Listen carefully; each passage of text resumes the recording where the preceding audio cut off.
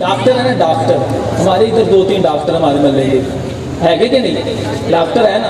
اب ڈاکٹر کسی کو کہہ دینا جناب آپ نے میٹھا نہیں کھانا کیونکہ آپ شوگر کے مریض ہیں, آپ نے جناب بکرا نہیں کھانا آپ کو گرمی ہو گئی ہے, آپ کا معدہ خراب ہے. اب بتاؤ یہ مریض گھر میں جا کے کیا آرڈر لگاتا ہے, ہوں میری چائے بھی بنانی ہے تو پھیکی, مینو شربت نہیں دینا, بوتل بھی دینی ہے تو وہ جڑی شوگر فری ہوئے, آٹا بھی وہ کھوانا جڑا شوگر فری ہوئے.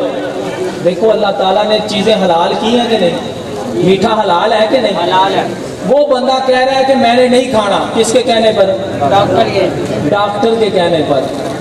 ڈاکٹر کو جب تک پیسے دیتے رہیں گے تو ہم اس کے قولوں پر عمل کرتے رہیں گے.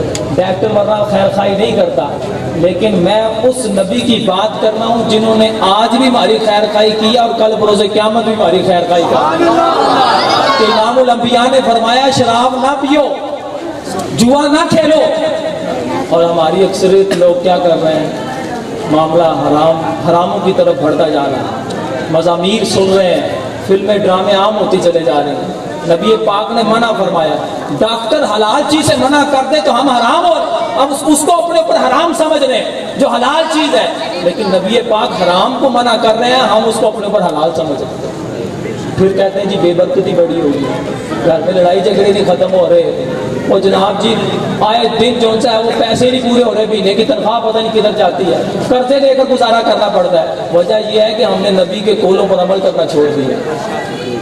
بات سمجھ رہے, آج نیت کر لیں کہ انشاءاللہ حرام کام کبھی نہیں کریں گے. یہ چیز ہمیں نیت کا اظہار کریں, کام والی چیز پر نیت کا اظہار کریں تاکہ فائدہ بھی ہو جائے. جھولی میں کوئی چیز لے کے جائیں اس محفل سے تاکہ ہمیں برکتیں بھی ملتے رہیں.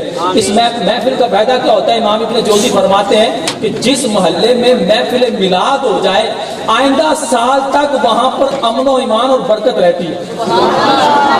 اس محفل کی برکتیں اس وجہ سے ہوں گی کہ ہم یہاں سے اٹھ کر بے نمازی نہ بن کے جائیں بلکہ نمازی بن کر جائیں. تو انشاءاللہ ارادہ کریں کہ ہمارا سر تو کٹ سکتا ہے لیکن نماز نہیں چھوٹے گی.